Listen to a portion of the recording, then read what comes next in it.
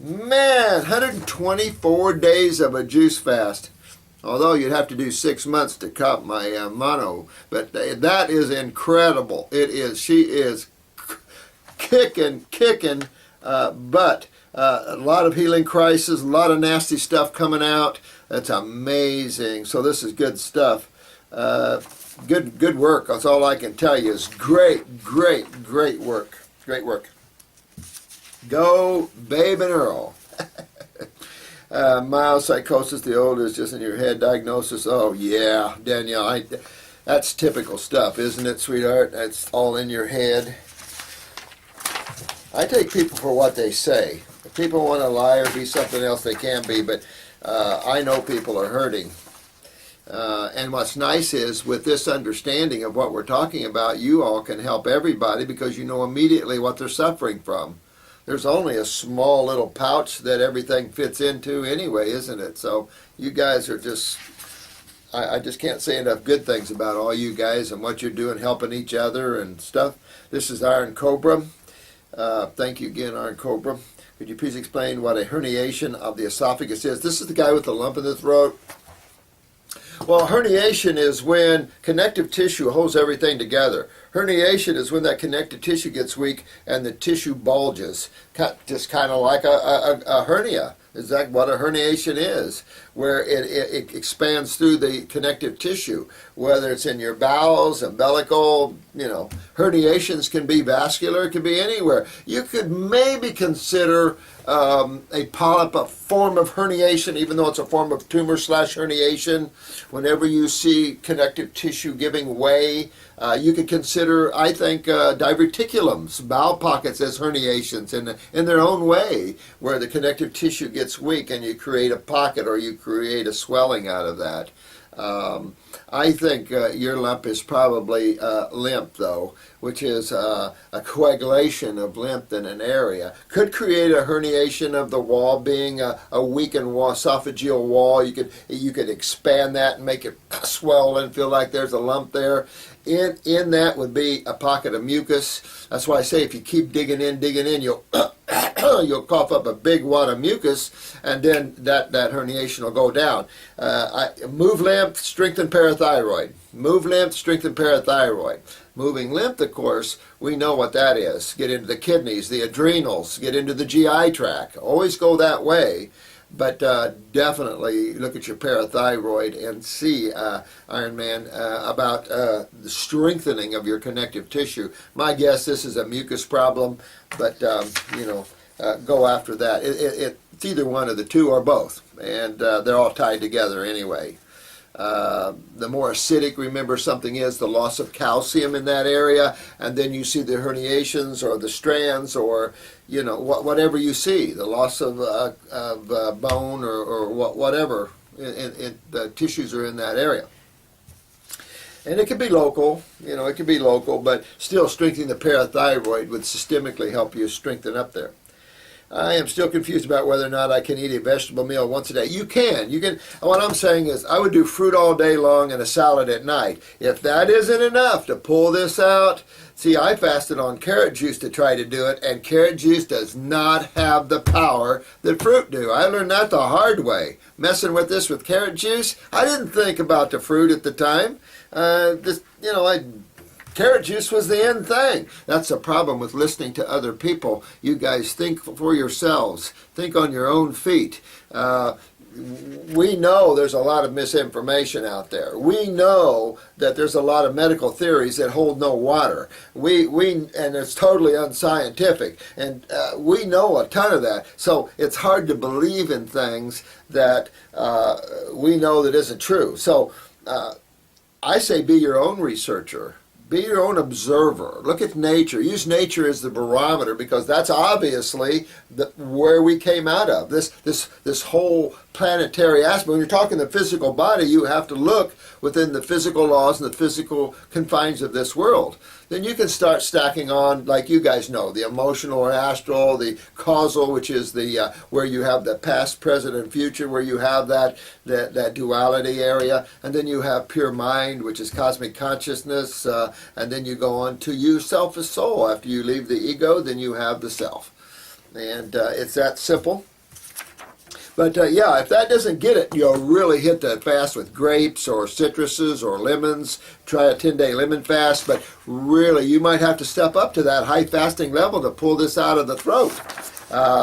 Whatever it takes, I suggest that you do it, my friend, because we don't want any problems here. We don't want any cancer in the esophagus. We don't want anything like that. Get that out of there. So if you have to fast a little bit, which you probably will, go ahead and do that, my friend, and you'll be okay.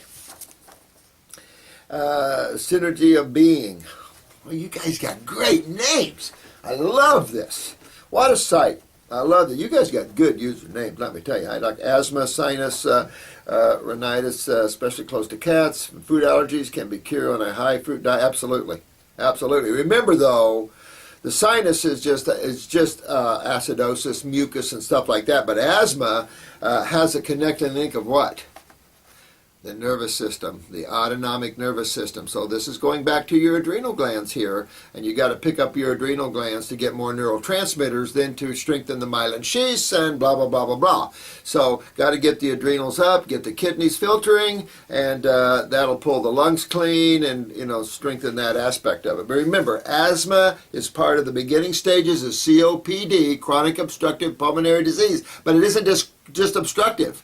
It is not just mucus and congestion, it is definitely neurological. And very, very important to understand that connection. And that is, again, the adrenal glands, the autonomic, hooked into the solar plexus. And you could have stomach problems. You could have stomach problems, and that's going to grab that autonomic ganglia. And stomach problems could yield heart problems, asthmatic problems. Your stomach area is real tied into that. Everything's so tied together. It's amazing.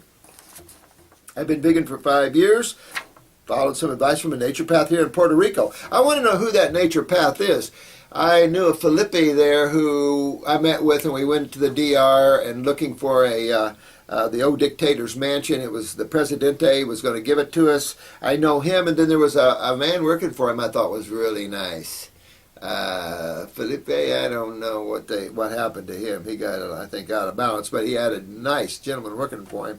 But I've been to Puerto Rico. I've been down there. I wonder who that naturopath is. The diet is fast, but this is what I don't like here. The diet is a fasting of potatoes, carrots, and yams. These are all starches. You don't fast on starches. No. You don't want to fast on starches. You want to fast on your fruit. That's what fasting is. Fasting is actually water, but if you step down, you could lump from the omnivorish perspective, I guess, you could lump fasting as a fruit experience. But it wouldn't be potatoes, carrots, and yams. That would not be that good.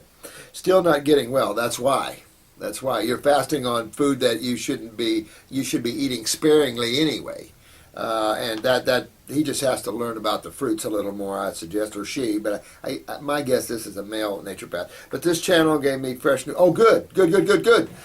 Thanks. Thank you, Synergy of Being. Yeah, rock there, you guys, especially from Puerto Rico.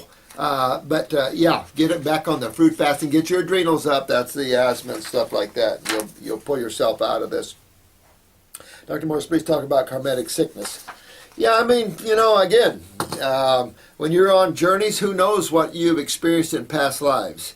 A lot of people remember their past lives. I mean, it just makes too much sense, and you can go back. And so I think that we've all been on very long journeys, and maybe not necessarily to planet Earth. There's so much to God and creation. To limit the Supreme Being is almost infuriating. Why would you limit an infinite being to one little planet and one little, that kind of consciousness never did settle with me. But the magnificent journeys that all of us have been on, and the beauty of all that, some not so good, in creation you got duality and some of these experiences, but they're just experiences. You have to let the negative as well as the positive, you have to let it all go, because consciousness or yourself is the center of all life. You are the actual experiencer of all the drama and trauma that goes on and all the good things. And these are just memory banks to you, a soul. This is just an experience. as you get down to some of these experiences, they're ripping emotionally one way or another way, depending upon your desire, your wants. It can rip you apart. But these are illusionary things because they tie. Now there is a lot of trauma going on. There's a lot of torture going on in the world. Americans still torture people. There's still torture everywhere. We just torture people. I don't know. We're sadistic or something. I don't know what it is. And so, those sort of things can lock into some souls, and they can carry them for lifetimes. I remember a girl that flatly remembered she was a Native American woman raped and killed by the military back in that time. And she has vivid memories of that. And we have a lot of cases where people have vivid memories of past lives. And so it's dumping these traumatic experiences that's locked in your adrenal glands and locked in your consciousness, which is then locked into your adrenal glands. A soul, it's locked in there in the mind part of creation, the mental, the causal mind. The causal is the memory part of your mind. That's the world where you see the Akashic records. Akashic records are well known. These are records of your past lives. You can view them. I viewed mine. You can go back and look in and view certain things. It all depends on your awareness and maybe what spiritual guide you have with you. But neat stuff there. But these are still experiences we have to let go. And a lot of time, and this is so accurate that you see God putting you in bodies that fit with your karma. And so your experiences are an aspect of your karma, because karma is just what you're creating. If I give you love, that's karma. Because anything in this physical world that involves activity of either positive or negative could be considered karmatic. Good karma, bad karma, however you wish to look at it. Good and bad are just opposite sides of the same coin, actually. And so, you have to look at it in that way, I think. And maybe we'll get deeper into it, into a spiritual discussion or something like that. But don't freak out for those that don't believe in that. But it is intriguing for those that don't believe in that. Let your, kind of take your belief systems and set it to the side. Even with health, we're here to examine what is. We don't want to believe anything or not believe anything that isn't true. So how do you see truth aside from what somebody told you, what you read? How do you know truth for yourself? And that should always be the question. I want to know truth for myself. And what's beautiful about this site is that most of you are so advanced spiritually that you're wearing the robe. That's how you understand things. You wear the robe. You take the ride, and you break down your barriers of fixed consciousness and conditioned thinking and programmed opinions and ideas and propaganda that has no basis in reality. Look at the propaganda you guys have learned already. They have no basis in truth, and allopathy is steeped in that. Steeped in the illusionary concepts of untruthfulness. And it's just, it's what happens when you get away from truth. Oh, Miss Ross Sweden. Hi, sweetheart. I read your thing here. 25 years old. I was 19 years old when I went to a doctor for a routine checkup. He wrote out a prescription for birth controls. In other words, she's had one hell of a ride with the birth controls. My periods stopped coming. I did not have my period for a year. Then my periods came normally for a while. 3 years ago, I had a stressful time in my life, and my period stopped again. And now I have not had my period for almost 3 years. The doctor cannot find anything wrong. Well, these are your endocrine glands.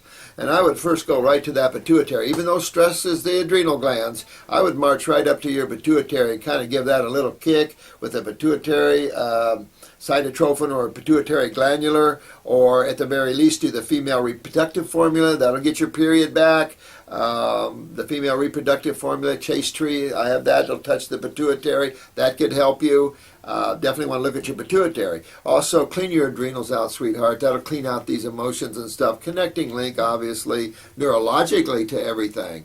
This can also be affected neurologically to the ovaries, so you always want to build up your adrenals. You always want to go after that pituitary, which controls ovarian menses, so you want to look at that too, and build that pituitary up as well.